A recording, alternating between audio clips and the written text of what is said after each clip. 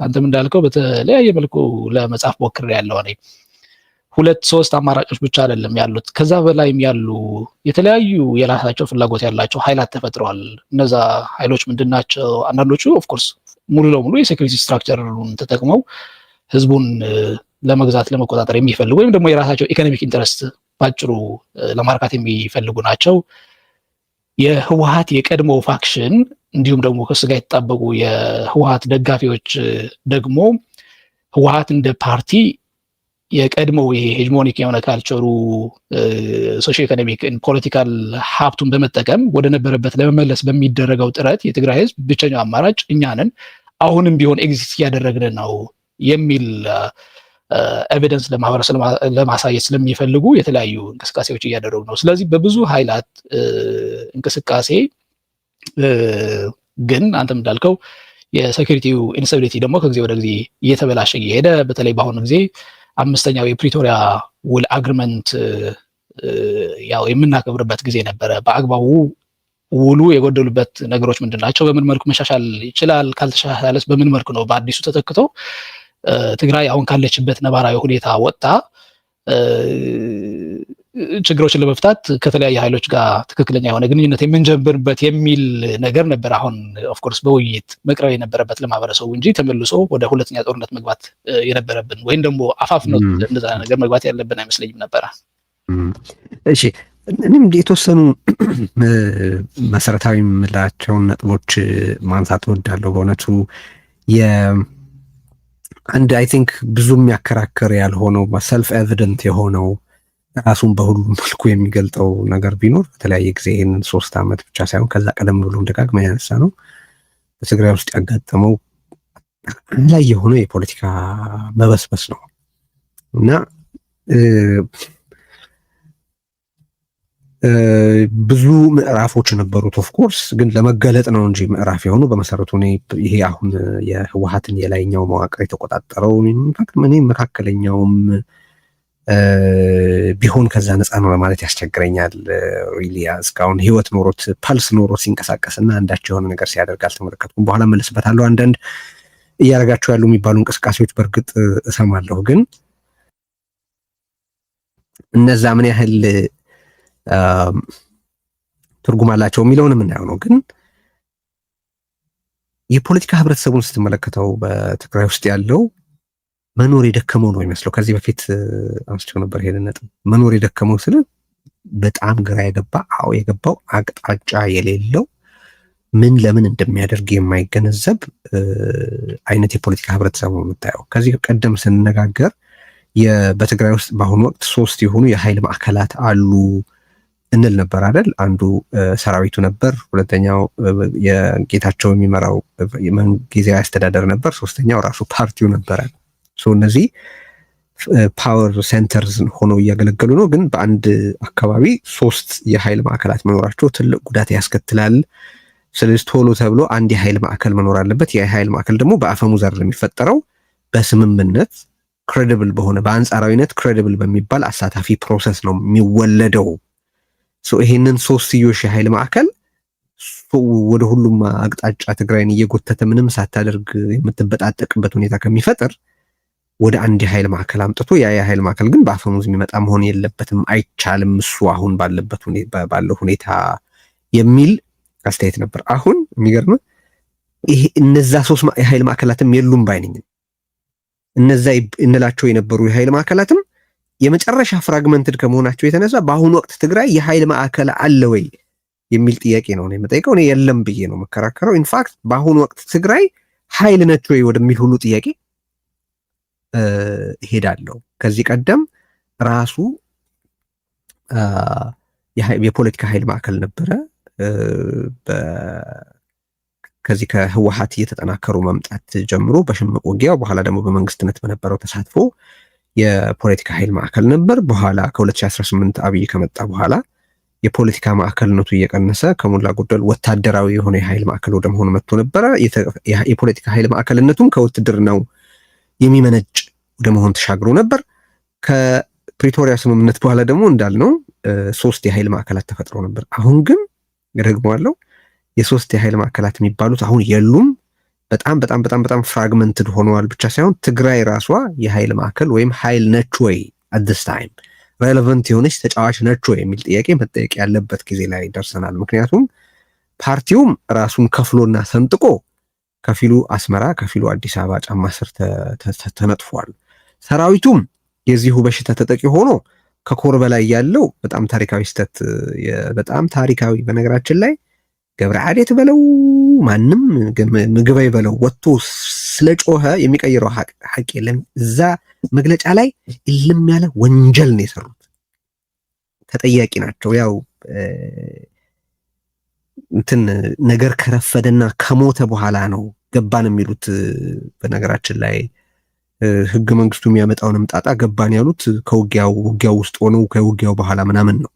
እየሄዱ ያሉበት ትራጀክተሪ አደጋ እንደሚያመጣ በትግራይ ህዝብ ላይ ገባን ያሉት አደጋው ከመጣ በኋላ ነው።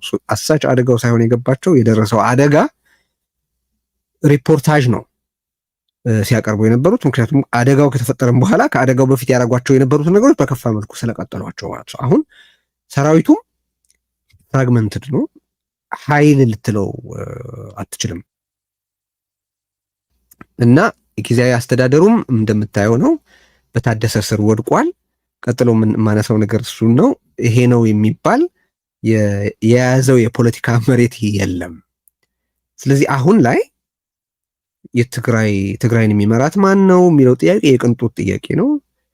ትግራይ የኃይል ማዕከል አለ ወይ የሚለው ራሱ እኔ አሁን ሬሌቫንት ምንድነው መሬት የረገጠ ነገር ነው ብዬ አልገምትም። ቢካዝ መጀመሪያ ትግራይ ውስጥ ኃይል አለ ወይ ራሱን የሚጠብቅ ኃይል አለ ወይ የሚል ጥያቄ ስለሆነ እኔ ያነሳለት አስተያየት ትሰጥበታለህ ጌታቸው። ማለት አንዱ ከፊሉ ኢሳያስ ስር ከፊሉ ብልጽግና ስር እየተረመጠመጠ ስላለ ሰራዊቱን በዛው መልኩ የሆኑ ሹማምንት የፓርቲ አለቆች አሽከር ወደ መሆን የተቀየረ ስለሆነ እገሌ የሚባል ማለት ምርጫ ሲያጣ መቼ ሲወረር ምን ሲል በኋላ ከሰራዊቱ ጋር ሊሰረፍ የሚችልበት አጋጣሚ ሊፈጠር ይችል ይሆናል። አሁን ባለው ሁኔታ ግን ሰራዊት ከዚህ ከኮር ውሳኔ በፊት የነበረው አይነት መተማመን በህብረተሰቡ ዘንድ አለ ቢባል እኔ አይመስለኝም በጭራሽ። አንድ መታየት ያለበት ነጥብ እሱ ነው። አሁን ላይ በትግራይ ውስጥ ራሱ ጨፍልቆም ሆነ አፍኖ ከነበረው አንድ የተደራጀ ኃይል ማዕከልነት ወደ 3 ኃይል ማዕከልነት ነበር። ከ3ቱ የኃይል ማዕከልነት አሁን ኃይል ወደ አለመሆን በሚያሳዝን ደረጃ ኃይል ወደ አለመሆን የተከሰተ ዝቅጠት ነው የምመለከተው። አንድ እሱ ነው። ሁለተኛ ቅድም እመለስበታለሁ ያልኩት የዚህ የደብረ ጽዮን መንግስት ጉዳይ ነው። ጠቅሰዋል አንተ ቅድም። ታደሰ ወደ ስልጣን የመጣበት መንገድ በጣም አሳፋሪና ነውረኛ መንገድ ነው። ግን ታደሰ ነውር መስራት ስለማይሰለቸው አሁንም ተመሳሳዩን እያደረገ ነው። አየህ ታደሰ ትልቅ ጉዳቱ ልክ ተመሳሳይ ነው ባህሪያቸው ከደብረ ጽዮን ጋር። በነገራችን ላይ ዞር አይሉም፣ አይሰሩም ማለት አይረቡም፣ ቦታ አይለቁም። በጣም አውዳሚ ናቸው እነዚህ በነገራችን ላይ። ምክንያቱም በፖለቲካው ላይ የሚያነብሩት ጥላ ይህ የሚያጀዝብ አይነት ነገር ነው ማለት በሞትና በህይወት መካከል ነው የሚያስቀምጡት። ፖለቲካውንም ውትድርናው ነው አንድ አቅጣጫ ኖሮ ወይ ሰው ከፍተኛ አደጋ ላይ ነን ዜርፎር ከችግር መውጣት አለብን ብሎ እንዲንቀሳቀስ አያደርጉም። በአንጻሩ ደግሞ ወይ ሌላ ስትራቴጂ ቀይሶ አይ ይሄ መንገድ ፈጽሞ አያዋጣንም፣ ስለዚህ የከፈልነውን ዋጋ ከፍለን ሰላም እንፍጠር ወደ ማለትም አይወስዱትም። ታደሰም ደብረ ጽዮንም የሚያደርጉት ምንድነው? ከዚህ ሊምቦ ማትረፍ ነው። የፖለቲካም የገንዘብም ትርፍ ማትረፍ ነው ሁለቱም የሚፈልጉት። በአጠቃላይ የህብረተሰብ ወጪ፣ በአጠቃላይ የትግራይ ህዝብ የህልውና ወጪ ሃፍ ላይፍ እንዲኖረው ነው የሚያደርጉት። በመኖርና ባለመኖር መካከል ባለ ድንበር ላይ እንዲንቀሳቀስ ነው የሚያደርጉት። ስለዚህ ከዚህ ሰላምም ጦርነትም ነው ከማይባል ዴፊኒቲቭሊ ከማይባል ሁኔታ በጣም በከፍተኛ መንገድ ያተርፋሉ። ቢካዝ ሰላም ስለሌለ ተጠያቂነት የለም። ጦርነት ሊመጣ የሚችልበት ከፍተኛ እድል አለ። ጦርነት ከመምጣቱ በፊት በጦርነት ሰበብ የሚደረግ ዝግጅት አለ። ይኸው ደብረጽዮን ያቋቋሙ ብሔራዊ ኮሚቴ አለ ብለናል። ፉል ብሎን ጦርነት በሚመጣበት ወቅት ደግሞ በሴኪሪቲው በህዝብ ደህንነት ስር የመደበቅ ነገር ይመጣል እና አሁን ታደሰ እየተፈነቀለ ነው ወይ የሚል ጥያቄ ነው። ታደሰ እየተፈነቀለ ነው ለመባልስ የሚችል ነው ወይ? መጀመሪያ መች ተተክሎ ነው የሚፈነቀለው የሚለውም ሌላ መነሳት ያለበት ጥያቄ ነው። ግን አትሊስት ኖሚናሊ ከአብይ አህመድ የሚሰራቸውን ስራዎች ዝርዝር የቤት ስራ ተቀብሎ 8 ነጥቦች ተቀብሎ ወደ መቀሌ የሄደ ሰው እንደመሆኑ መጠን በዛ መሰረት የህግ ሽፋን አለኝ ብሎ የሚል እንደመሆኑ መጠን ከወረቀት ላይ ስልጣኑ ታደሰ ማነው ደብረጽዮን እየፈነቀለው ያለ ይመስላል። ምክንያቱም ደብረጽዮን እያቋቋመው ያለው ነገር መንግስት አከል ስለሆነ ማለት ነው። ምክንያቱም እንደ ፓርቲ አይደለም ፋክሽን እያደረገ ያለው እንዳልኩት የመከተ ኮሚቴ ብሎ አዋቅሯል። ያ የመከተ ኮሚቴ ደግሞ የሚሰራቸው የጸጥታ፣ የውትድርና፣ የዲፕሎማሲ፣ የገንዘብ አሰባሰብ፣ የኢኮኖሚ የምን በቃ በጠቅላላ የመንግስት ስትራክቸሮች በሙሉ ያሉት ኮሚቴ ነው ያዋቀረው። ስለዚህ ኢትስ ስቴት ዊዝን ስቴት ኢፍ አሁን ትግራይ ያለው የመንግስት መዋቅር መንግስት ተብሎ ሊጠራ የሚችል ገቨርንመንት ዊዝን ገቨርንመንት ማለት ነው፣ በመንግስት ስም ሊጠራ የሚችል ከሆነ ማለት ነው። ሁለተኛው እየተከሰተ ያለው ነገር ይሄ ነው። ናው የዚህ ፖለቲካ ፐልስ ቅድም አንስቼው የነበረው ሶስተኛ ነጥብ እሱ ነው።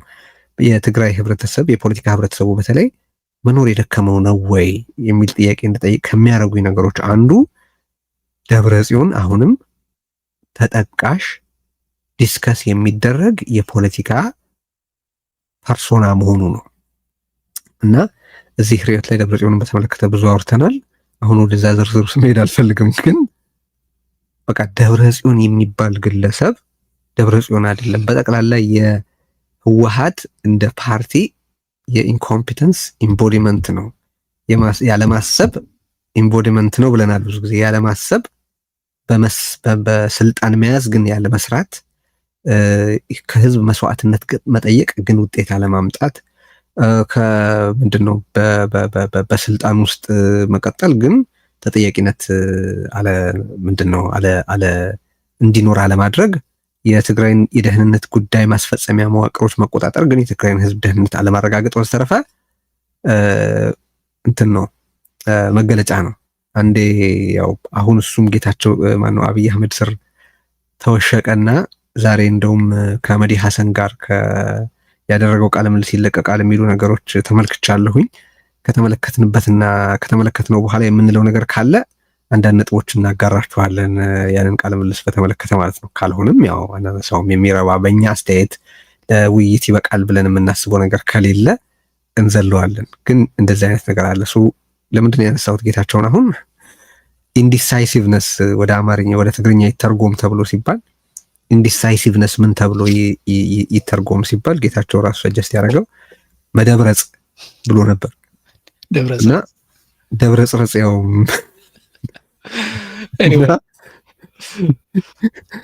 ኢንዲሳይሲቭነስ እና ያው ጌታቸውም እኮ ምንም ዲሳይሲቭነስ አላሳየም በስልጣኑ ላይ በጭራሽ ምንም አይነት ዲሳይሲቭነስ አላሳየም። ምንም ቤዚካሊ ራሱ በሰየመው የመደብረጽ ተጠቂ ነው ጌታቸው ራሱ ነው ማለት ግን እንደዛ አይነት ሰው ነው እና አሁንም ያሳዝነው መሰለህ በጣም ውሳኔ በሚፈልግበት አቅጣጫ ማወቅ በሚያስፈልግበት በጣም እጅግ አደገኛ በሆነው ጊዜ የተሰራ ስርዓት እና የተረጋገጠ ሰላም ባለበት ጊዜ እንኳን መሪ እንዲሆን የማትፈልገው ሰው በትግራይ ፖለቲካ ውስጥ መተወን መቀጠሉ ነው። በፓርቲው ደብረጽዮን በመንግስት መዋቅር ደግሞ ታደሰ። በቃ የደብረጽዮኖች እኮ እንትን ነው የደብረጽዮኖች ቅብብሎች ነው እየሆነ ያለው እና አሚን የሚሊዮኖች ህይወት ጉዳይ ነው። በጣም ያሳዝናል። ግን ፋርስ ከመሆኑ የተነሳ ነው እኔ የሚያስቀኝ የሚሆነው ነገር በጣም ማመን ራሱ ይከብዳል። አንዱ በነገራችን ላይ ድሬኒንግ የሆነ ነገር የትግራይን ፖለቲካ ማውራት ነው ለመናገር። በአጠቃላይ ስለ ኢትዮጵያ ፖለቲካ የተመሳሳይ ነገር ማለት ይቻላል። ግን የትግራይ ፖለቲካ ደግሞ ምንም ነጥብ የሌለው ልክ አኞ ነገር ነው። በቃ እዛው ነው። ሰብስታንስ የሚባል ነገር በሰብስታንስ የደህየ ነው። በሲቪሊቲ ብሎ ነገር አለው ለማለት የማይቻል ነው ምናምን እና ብቻ ታደሰ በዛ በኩል ደብረጽዮን በዛ በኩል መንግስቱንም የሌሎች የፖለቲካና የማህበረሰብ መዋቅሮችንም በመኖርና ባለመኖር መካከል አስቀምጧቸዋል። አሁን ግን እንግዲህ ደብረጽዮን እንዳልኩት አብይ ኮሚቴ አዋቅሮ ታደሰን ከስር ምንጣፉን የሚጎትትበት ሁኔታ እየተፈጠረ ያለ ይመስላል። ታደሰ እንዴት ሪአክት ያደርጋል የሚለው ሊታይ የሚችል ነው። ከዚህ በኋላ ሪአክት የሚያደርግ ከሆነ ማለት ነው።